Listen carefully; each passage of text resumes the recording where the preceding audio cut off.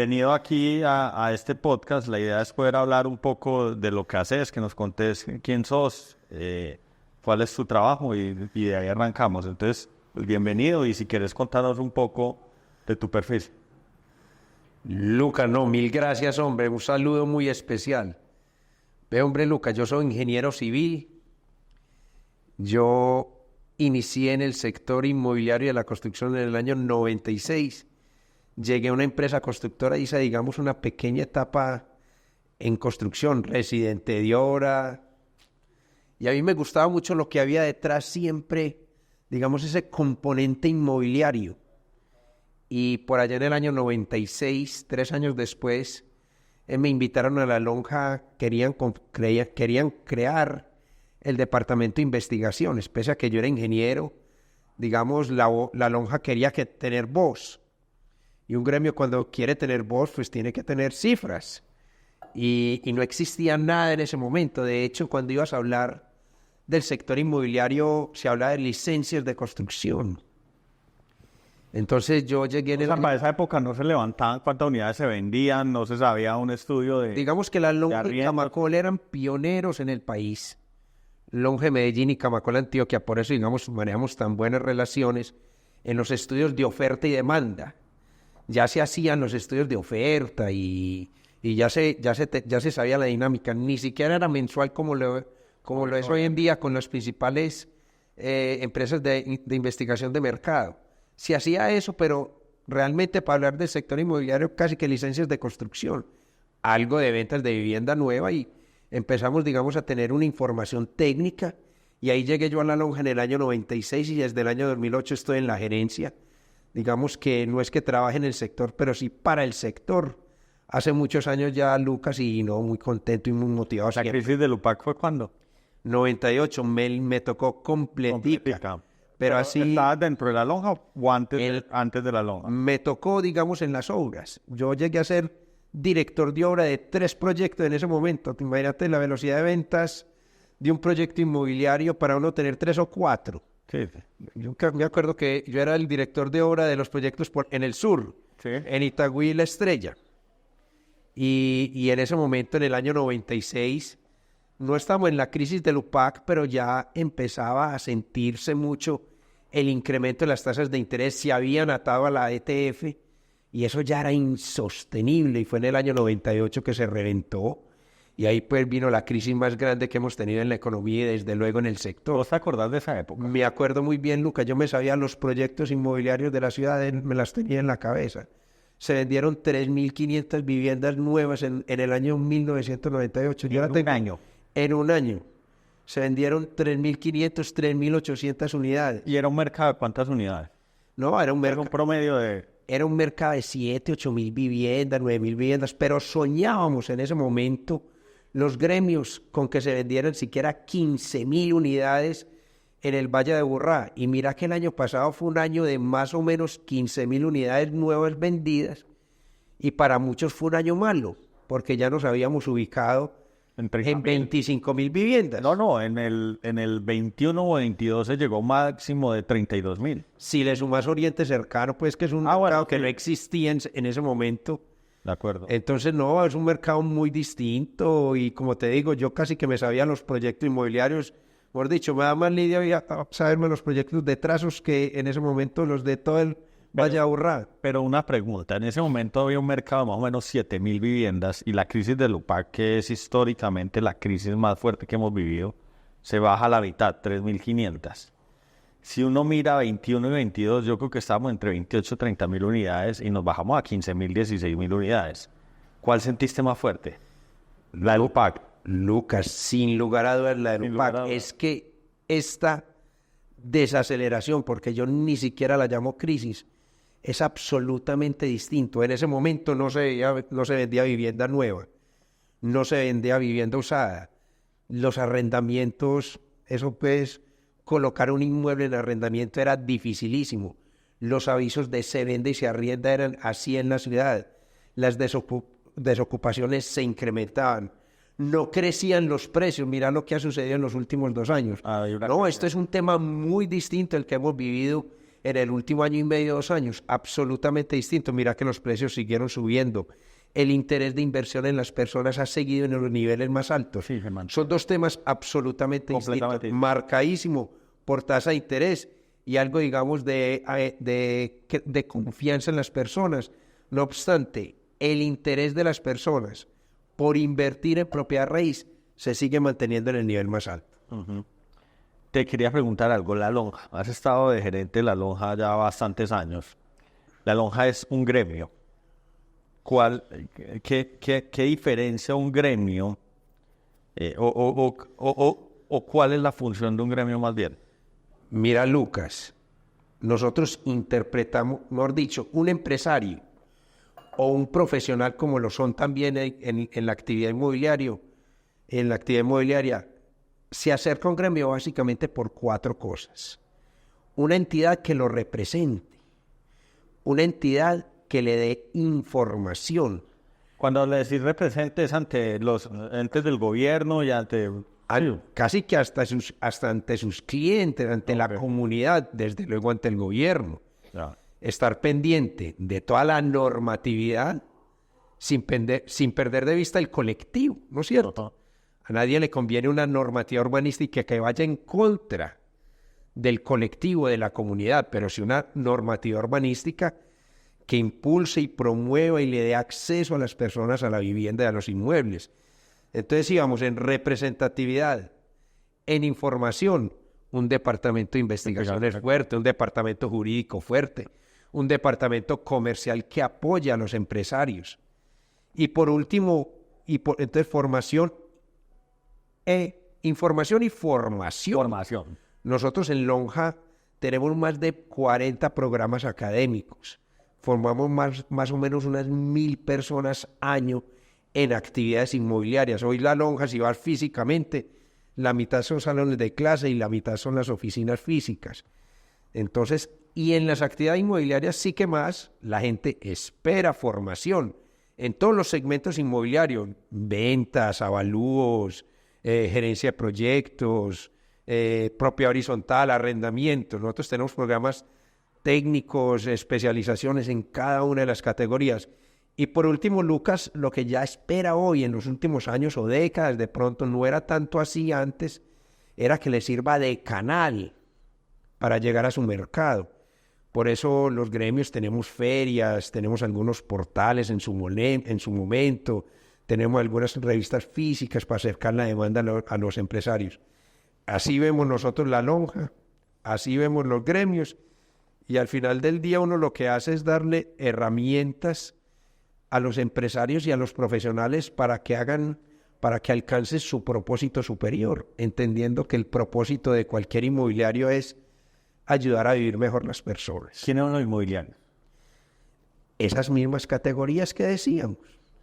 Digamos, Lucas, vos que estás más en el desarrollo, entenderlo desde que se desarrolló el sector opaco, se industrializó la edificación en Colombia. En Medellín y en Antioquia hubo muchos empresarios que se sintieron más inmobiliarios que pegadores de ladrillos. Estaban en la gerencia, en la conceptualización, gerencia y venta de los proyectos. Pero ahí no se queda ahí el ciclo inmobiliario, sigue alguien que hace las reventas, el alquiler, el servicio de administración de inmuebles. En Colombia es tal vez el país donde más desarrollado es. Vos una inmobiliaria en Estados Unidos, cuando es una inmobiliaria, está hecha para vender. Acá las inmobiliarias están para administrar los inmuebles y de manera marginal tienen departamentos de ventas. También tenemos los evaluadores de propiedad raíz y también a los que hacen administración de activos o de copropiedades, pues que ya trasciende más a administrar y a manejar activos. ¿Operadores de rentas cortas quedan fuera de esos inmobiliarios? De ninguna manera, yo los veo. Los operadores son, dentro de ese negocio, los operadores entendidos como el comercializador, es perfectamente un administrador, es el que más se me parece al de arrendamientos y al de administración. Pero hoy, el que hace la administración de ese activo está dentro de ese capítulo de administración de edificios o administración de propiedad horizontal, que sin duda, es hoy donde más oportunidades desde el desarrollo mismo y donde más se ha desarrollado las actividades inmobiliarias en los últimos 2 o 3 años. Es un poco, te hace la pregunta que suena un poco pendeja, pero porque hay como diferentes gremios que empiezan a estar como traslapados en sus actividades. Entonces, a poner un ejemplo, Camacol y La Lonja. Hay muchas cosas que son parecidas. No sé cuál es la diferencia significativa. Pensaría que Camacol es mucho más enfocado al que realmente construye y pega ladrillo, pero al final del día, pues el negocio grande son las edificaciones, entonces hay que ser muy inmobiliario, hay que saber de gerencia, comercialización, estructuración de proyectos inmobiliarios. Por otro lado está, por ejemplo, Cotelco, muy enfocado a los hoteles, pero ahí hay una administración de propiedades y demás. Y ahora aparece Expo, Aso House, ya muy enfocado en apartamentos de rentas cortas.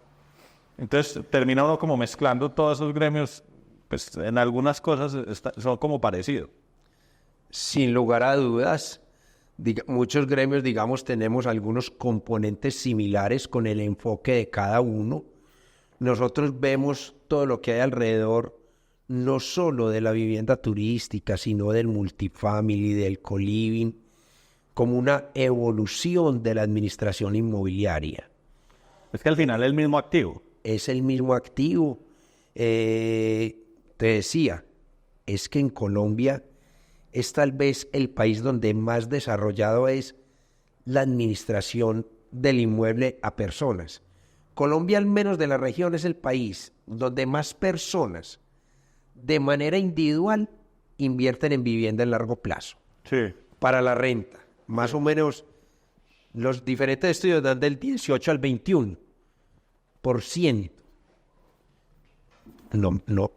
Posiblemente en México, Chile, en Estados Unidos hay mucha más inversión de inversionista institucional en multifamily. Está mucho más desarrollado la figura como asset, pues, ¿no es cierto? Sí. Pero Colombia es tal vez el país donde las personas de a pie más le creen a la vivienda como inversión.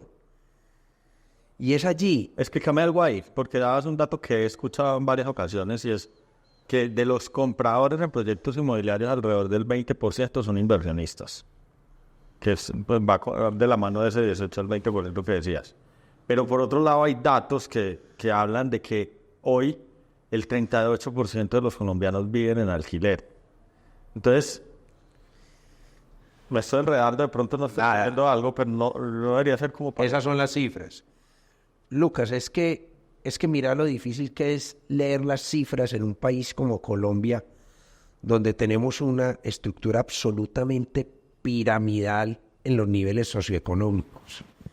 Al final del día, las construcciones se dan en el sector formal. ¿No es cierto? El constructor es capaz de llegar a la vivienda de interés social. Pero Lucas, si vos ves una ciudad como Medellín, en una ciudad como Medellín se legalizan. No nos enganchemos ni peleemos con las cifras, porque cada vez que pregunto me dan un dato distinto, pero me dicen de 20 a 35,000 viviendas año. Se legalizan, formales. Empresas informales. Empresas públicas de Medellín por un programa. O sea, se legalizan viviendas que se construyeron de manera informal, Lucas. O sea, y yo te invitaría igual de grande que el formal. Y yo te invitaría a que hiciéramos, inclusive, que hiciéramos recorrido de campo para que viéramos multifamiliares, no en niveles socioeconómicos de bajos ingresos, sino en ingresos medio bajos. Pues Campo Valdés, Floresta, San Javier, para que veas infinidad de edificios que se están haciendo de 4 o 5 pisos que nosotros ni siquiera alcanzamos a censar en la construcción de vivienda nueva.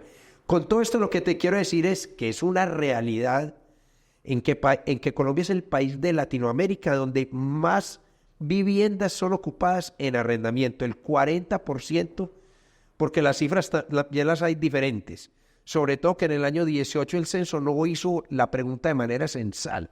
Las cifras salen en encuestas de calidad de vida y vos me entendés porque eras economista antes, ¿sí o no? Sí. Entonces sale encuestas de calidad de vida, entonces más o menos del 6 y 41% ha subido de las viviendas en Colombia que son ocupadas en arrendamiento. Ahora bien, de las viviendas que se construyen formalmente, más o menos el 20% son compradas por personas en inversión. ¿Qué está alimentando ese 38-40%?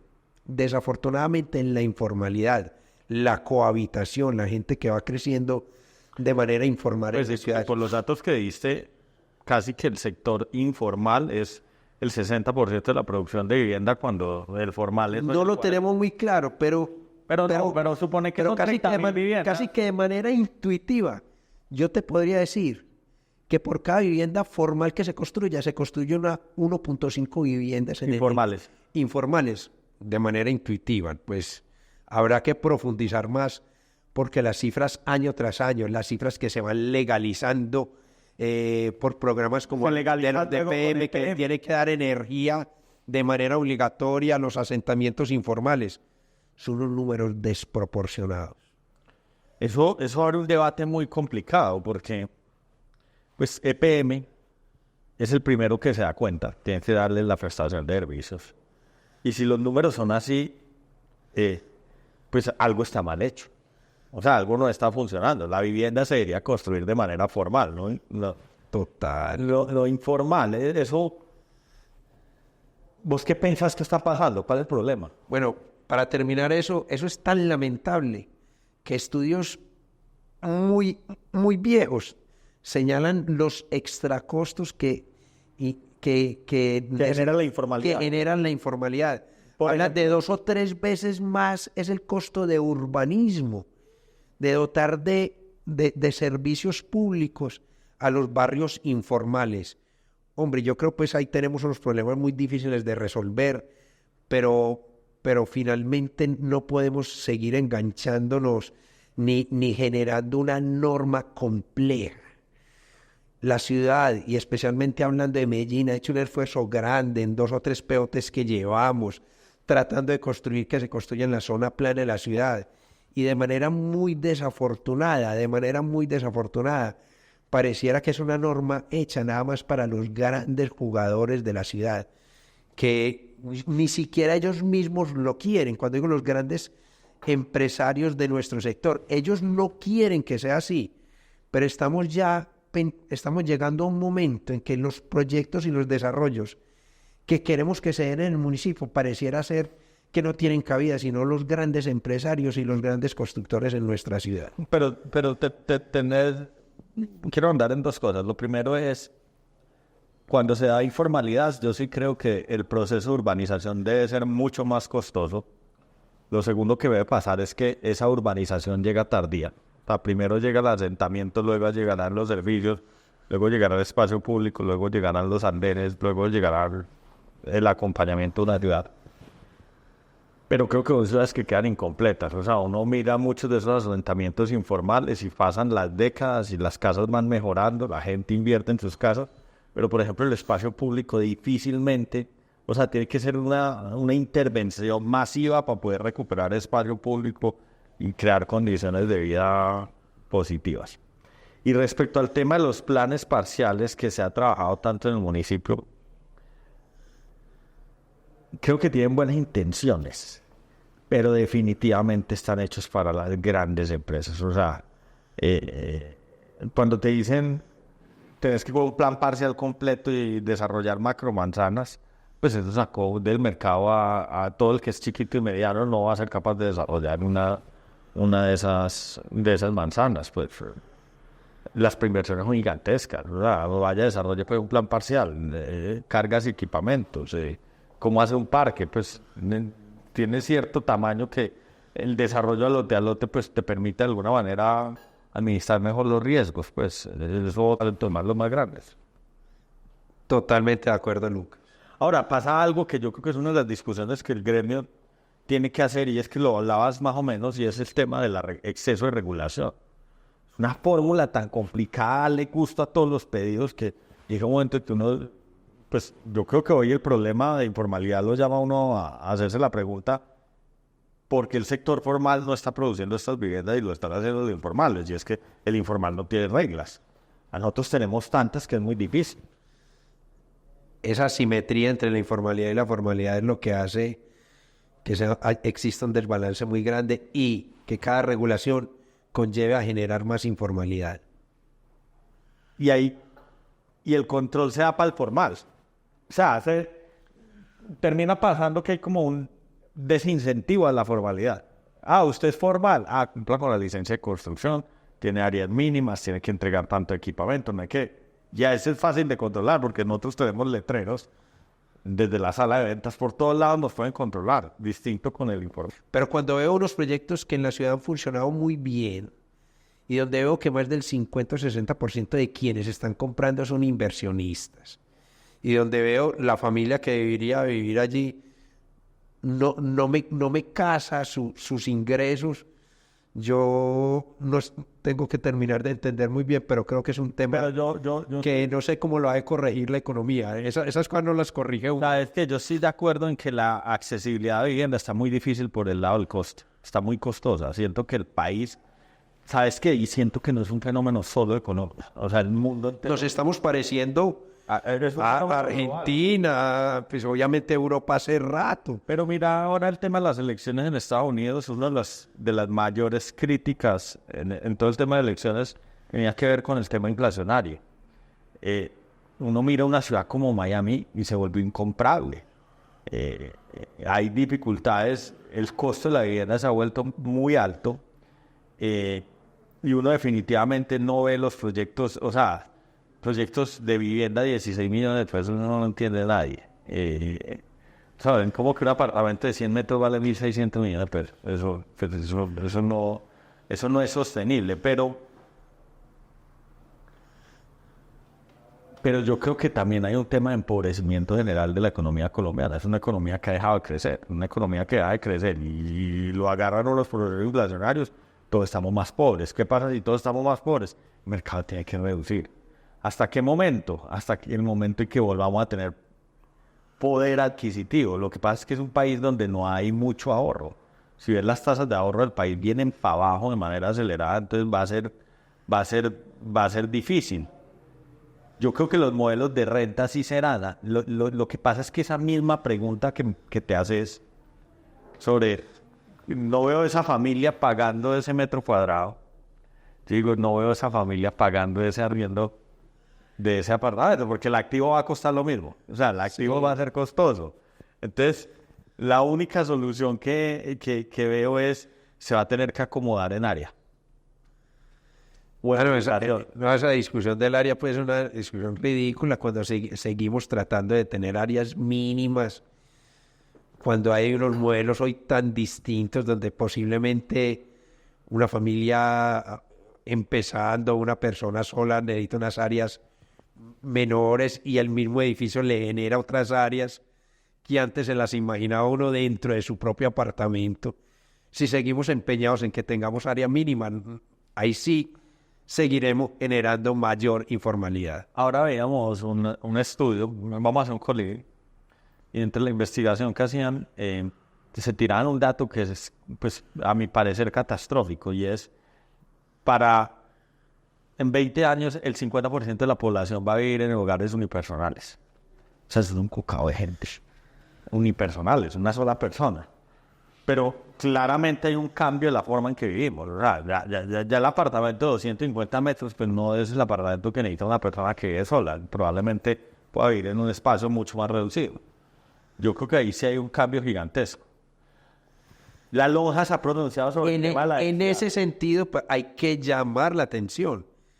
Y tenemos una gran oportunidad en las discusiones que se vienen en el POT. Y no podemos seguir pensando en densidad. No podemos seguir. El tema de densidad era de esa corriente de urbanistas que lo amarraban al carro. Ajá. Cuando nosotros casi nos morimos en el 14 en los gremios, cuando hablaban de máximo de carros. No de mínimo como era antes, sino de máximo de carros. Y nosotros decíamos, vení.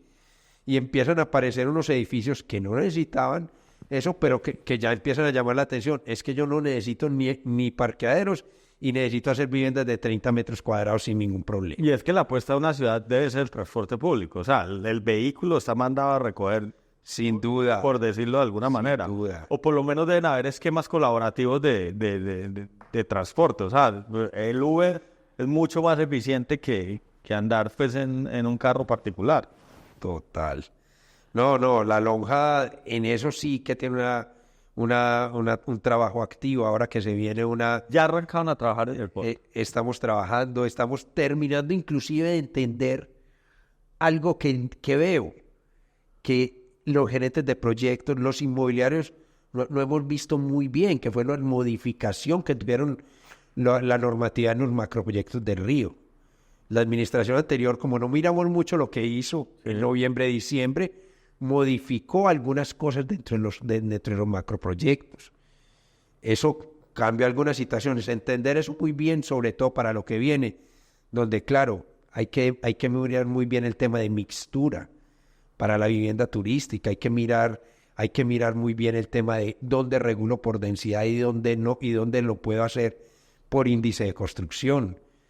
A mí me preocupan mucho los temas, por ejemplo, en la ruralidad de Medellín, el tema del ¿cómo se llama? El proindiviso. Ajá. Se está urbanizando el área rural de Medellín, San Cristóbal y Santa Elena vía proindiviso, por eso tener unas normas incumplibles. Si yo le digo a un señor allá que no puede hacer una vivienda sino en 37 hectáreas, él empieza a vender y a vender y a vender y después legaliza y legaliza. Eso hay que mirarlo desde la norma. Federico? O sea, uno... Eso echa la norma, echa la trampa y finalmente un juez es el que te da la orden para que te den la licencia de construcción.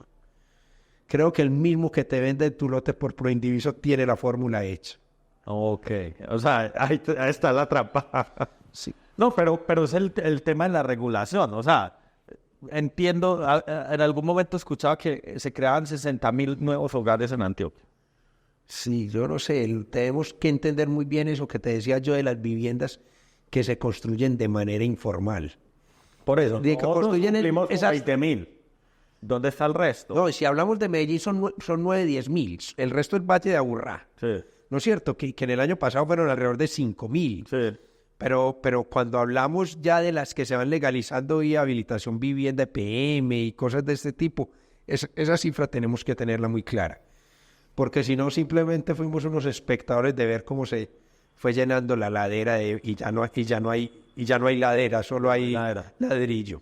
No hay ladera y la tierra de la zona plana es muy costosa y no tan fácil de urbanizar. O sea, a veces tiene buena índice de construcción, pero tiene unas mixturas difíciles o tiene... El problema ahí claramente no es mixtura, Lucas. El problema podrá dejar de hacer mayor densidad para hacer vivienda más pequeña, y el tema de la gestión urbanística, que la obligación, que la exigencia BIS y todo eso hace muy compleja la operación.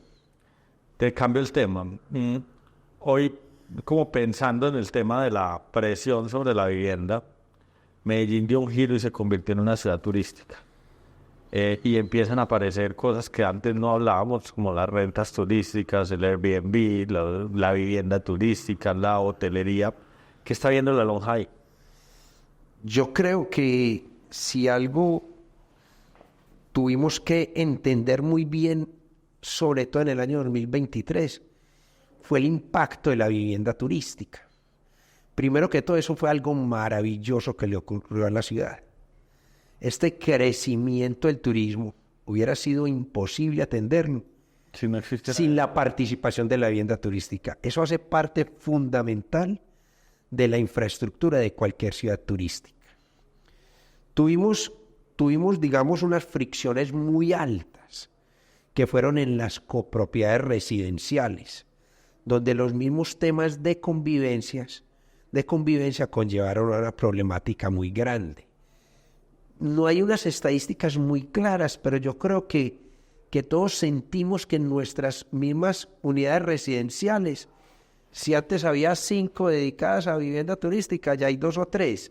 Se ha moderado esa oferta en unidades residenciales, se ha moderado.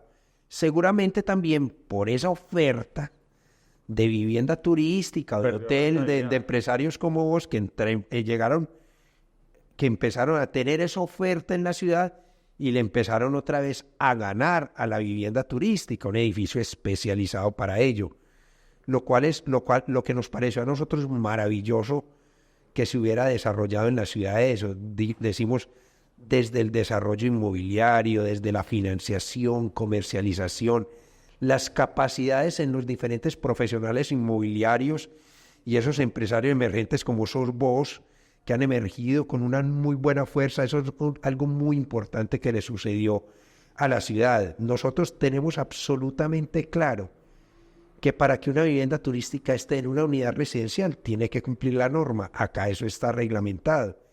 Y por eso nos hemos opuesto a un proyecto de ley que ya se ha caído 1 o 2 veces, donde eso casi que va a ser permitido, no, que quitan la no restricción. prohibido como hoy. Hoy se tiene que autorizar. En el proyecto de ley se propone es que se tenga que prohibir, al revés. O sea que, Se estabilizó. o sea que eso se estabilizó. ¿Qué cambió? Que es una actividad regulada. Entonces, la explicación que nosotros teníamos era un fenómeno, el que mencionabas, cada vez menos personas por hogar, necesitamos más viviendas.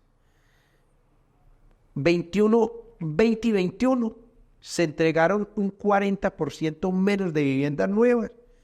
Se dejó alimentar el stock de vivienda para arrendar.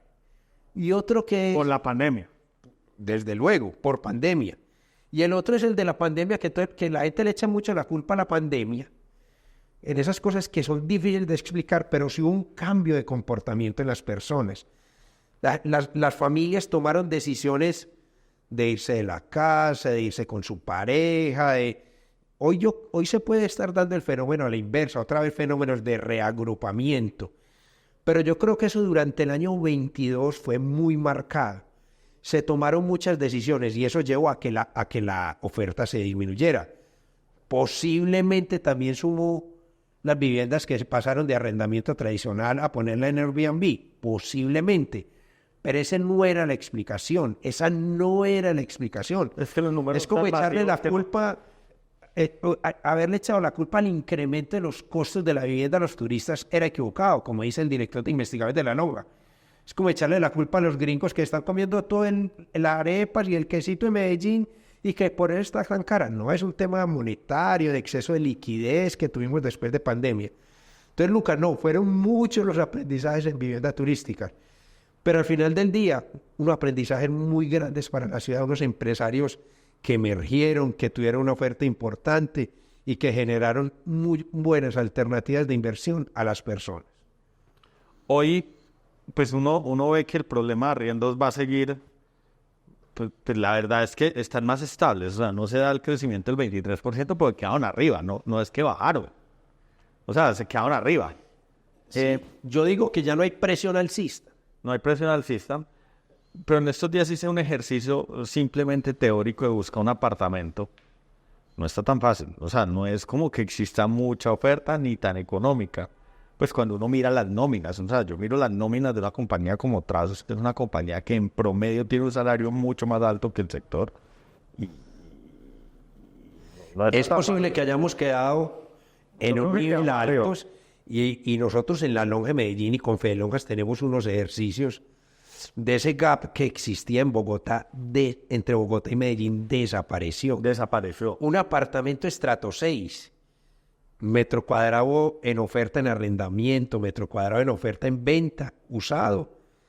Había, te lo digo de manera intuitiva, un 30% por debajo. Lo que te valía 10 en Bogotá, acá te valía 7. Hoy eso se niveló completamente. Y que en Bogotá existen unos apartamentos mucho más lujosos que en Medellín, seguramente. Pero la oferta promedio en común por estrato, ese gap se cerró entre Medellín y Bogotá. Pero había un fenómeno y es que Bogotá pagaba mejores salarios. Y lo sigue pagando. Lo sigue pagando. Entonces, no, eso que te digo de los apartamentos en Medellín contra Bogotá es como los restaurantes en Medellín contra Cartagena. O sea, en Cartagena te traían la carta y ¡plop! Hoy ya te parece normal la carta en Cartagena. Es muy normal para vos. Pero termina pasando que a lo que hoy terminamos copiando discusiones que yo no sé si son las correctas. Entonces, La gente habla del incremento de los arriendos acá, habla de gentrificación y va y dice, y mire lo que está pasando en Barcelona, que le disparan a los turistas, es un fenómeno global. O mire las políticas de Nueva York, que cerraron una cantidad de Airbnbs. Pero yo creo que el problema es de oferta. O sea, al final del día, pues uno coge Robledo, va para el túnel de Occidente y yo no sé en cuántos años invadieron toda la montaña. Es increíble en la cantidad de informalidad. Y si hoy la informalidad, si por cada apartamento formal se construye 1.5 informal, pues yo creo que lo que realmente está pasando es que falta oferta en volumen. Hoy ahí debería estar el trabajo No, en Colombia, en Medellín y en Antioquia lo único que hace falta es vivienda. Y si queremos controlar precios, no hay mejor control que más oferta. Que alguien que ha dicho en los últimos meses hablar de intervenir en el mercado inmobiliario. La manera de intervenir en el mercado inmobiliario es generar más oferta. ¿Alguno de esos proyectos de intervención del mercado inmobiliario, de empezar a regular precios y eso, puede despegar? Ninguno. Yo te pongo 2 ejemplos pues porque que han sido intervenido. Que han sido perversos. Argentina y España. ¿Cómo son? Una normatividad bastante progresista, donde pongamos el ejemplo de Argentina, con unas inflaciones desproporcionadas del 150 a 200%, donde empezaron a limitar el incremento de los arrendamientos a unas cifras del 20 o 30%. Eso es una locura, pero eso allá es nada. Ajá. Entonces eso conllevó a que los propietarios tomaron decisiones de no salir a oferta con sus inmuebles. Parece loco que un inversionista diga, no pongo a rentar lo mío, pero en países posiblemente donde ese inversionista no es una persona que tiene un inmueble para arrendar y donde uno no ve una actividad edificadora fuerte en los últimos años, donde compra gente por inversión que tiene que pagar una cuota en un banco, eso conllevó a que se restringiera la oferta y que el IPC de los arrendamientos siempre estuviera por encima de ese IPC total. Llega Milei, quita la ley de alquileres, quita eso y la oferta que entra, inclusive entra ya y a competir con unos precios inclusive ya por debajo a los que vienen con esos contratos amarrados. Liberaron el mercado completo. Totalmente. O sea, ya ni siquiera hay máximo incremento anual. No, sí existen, pero no esas restricciones. Y viene el segundo caso de España, donde llegan una protección tal para la restitución del inmueble, que viene el caso de los ocupas, de los desocupas, que hay unas bandas de casi que de rumanos que te desocupan tu inmueble cuando te lo ocupan ilegalmente. Eso conlleva que no llegue la inversión inmobiliaria. Al no llegar la inversión a los inmuebles, la oferta se restringe y la demanda supera ampliamente esa oferta y los precios se disparan. Es una tragedia esas intervenciones. ¿Existe posibilidad en Colombia? En Colombia la ley de regulación de alquileres es la 820. Ley 820 del año 2003. Que tiene una restricción que tiene que ver con el hecho del incremento anual. Sí. ¿Existe algún proyecto para la liberación de eso? No en este momento, porque no es un momento de tener ese tipo de discusiones, desafortunadamente. Filosóficamente uno pensaría que es lo que ayudaría más al mercado. Digamos que nosotros en los 2 gobiernos anteriores tuvimos como iniciativa al menos eliminar un tope, que era el del 2% del valor catastral. En un apartamento nuevo que vos construyas en uno de los municipios del área metropolitana, ese apartamento entra con un buen valor catastral. Entonces no tenés problema con la renta. Pero en inmuebles desactualizados empezás a incumplir la norma. Nosotros hemos propuesto que si es una norma muy social, muy proteccionista del arrendatario, que es la parte del contrato, déjelo nada más por el 1% del valor comercial, pero quite el del catastral. Este no es un momento para tener estas discusiones en este gobierno. O sea, esa norma tiene 2 topes. Tres topes. Uno el del valor comercial, 2 del catastral. Y cuando cumple el año el contrato, subir el IPC del año anterior. Digamos que, pese a tener esa norma, funcionan bien los arrendamientos, decimos nosotros. No es momento de entrar a discutir una norma tan social que posiblemente nos iría más teniendo este tipo de discusiones en estos momentos. Otra pregunta. Desde el ámbito institucional, uno de los mayores problemas es el poco ahorro que hay en el país, pero hay un ahorro importante que tiene que ver con las cesantías, los fondos de pensiones. ¿Hay conversaciones con esa institucionalidad para empezar a generar oferta de vivienda? Que es que uno ve, los desarrollos somos nosotros, empresarios, pero no somos los grandes fondos, ese ahorro, como pasa en Chile, que son las aseguradoras, los fondos de pensiones los que están financiando los grandes colini, el multifamily y todo eso. ¿Hay algún proyecto o hay alguna conversación al respecto con esa institucionalidad? Hombre, Lucas, yo creo que hemos tenido unas entidades serias que han sido unos buenos socios del sector, unos buenos socios de los compradores en Colombia, pero se limitan al sector formal. Yo lo que creo hoy es que tienen que empezar a tener mucha mejor participación las entidades que saben llegar al trabajador informal. Siempre ha habido iniciativas, pero hoy no veo un programa muy claro que se queda, digamos, en las buenas intenciones del Fondo Nacional del Ahorro, que al final del día está amarrado a las cesantías, entonces caemos otra vez en el trabajador formal. Yo creo que en la medida que los bancos cooperativos y estos que saben manejar este tipo de poblaciones tengan una mayor profundización en el crédito hipotecario, la asequibilidad a la vivienda será mayor. O sea, es que lo veía distinto. Yo pues no sé si pensé lo mismo. Yo no creo que Colombia vaya en la tendencia a un país de propietarios. Creo que cada vez se aleja más de esa tendencia. Sin quererlo. No es algo deliberado ni siquiera. De acuerdo, pero creo que con las condiciones actuales va a ser vivienda en renta. O sea, nos va a llevar al mercado a eso. No, lo que decía es que si la solución, pues hay que generar hogares, sean en alquiler o para propietarios. ¿Cómo coger la institucionalidad de los fondos de pensiones, de las aseguradoras, de estos inversionistas, para llevarlas a que fonden edificios? No, yo creo que no se ve hoy en el país, ni hay atracción de mercado de capitales exterior, ni nada por el estilo. Yo creo que al inversionista institucional le falta un poco de lo del inversionista del común. La principal competencia de la bolsa de valores es la propiedad raíz, hablando en personas. Y la profundización de las inversiones por inversionistas institucionales todavía tiene mucho espacio en el componente inmobiliario.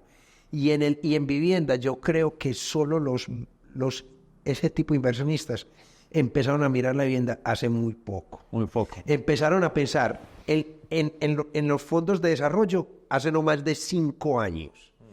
Y ya en el largo plazo, ahora que estamos hablando de multifamily, ¿no?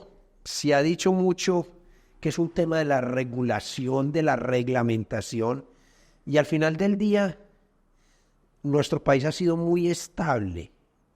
Y digamos, ese control, la diferencia, como te dice cualquier fondo cuando invierte en multifamily en México o en Chile, que uno coloque y la segunda y la tercera renta voy a tasas del 20 o 25%. Yo creo que lo que más limita para ese inversionista institucional, esa inversión y conocerla muy bien, casi que desde el Excel, es la incertidumbre que te genera la restitución del inmueble. Por encima de solo poder subir el IPC. Claro que a mí me gustaría que no tuviéramos controles de IPC, pero acá más que cualquier cosa es controlar o liberar la restitución del inmueble. Es que cuando seguimos hablando entre 6 meses y 2 años, la restitución de un inmueble, estamos en un campo que no lo controla un inversionista. Entiendo que el modelo americano, la restitución del inmueble es inmediata. Y al final del día, Lucas, ¿por qué en Medellín 9 de cada 10 viviendas en el estrato 5 y 6 las maneja una inmobiliaria? Porque es que la inmobiliaria no llega a los fondos de restitución. Tiene la capacidad de generar la restitución con los modelos de reaseguramiento que tiene. Pero es que vos llegar a que un juez te emita la orden, eso es mortal para el proceso como tal. Eso es lo que tendríamos por encima que solucionar en este país. Ok, perfecto. Para cerrar, ¿dónde ves oportunidades ahora? Hay un montón de gente que nos escucha, que son inversionistas, ¿dónde estás viendo hoy las oportunidades? No, yo creo que el sector inmobiliario siempre ha sido un mundo de oportunidades. Esa seguridad y confianza que siempre ha generado la inversión en propiedad raíz hoy se ha maximizado con los modelos que se han venido implementando de esos metros cuadrados con servicio incluido, el real estate as a service. Entonces lo que haces en un co-living, lo que haces en un coworking, involucrarle ya el servicio a esos metros cuadrados. Es ahí donde yo digo, ese promotor, ese desarrollador, involucrarse más en la gestión del activo. Todo lo que tenga ese componente de gestión del activo, creo que tendrá muchas oportunidades para el sector y para el inversionista. Sí, propiedad raíz como servicio y propiedad raíz como experiencia. Yo creo que ahí está. En la modalidad que quiera ser bueno. De acuerdo.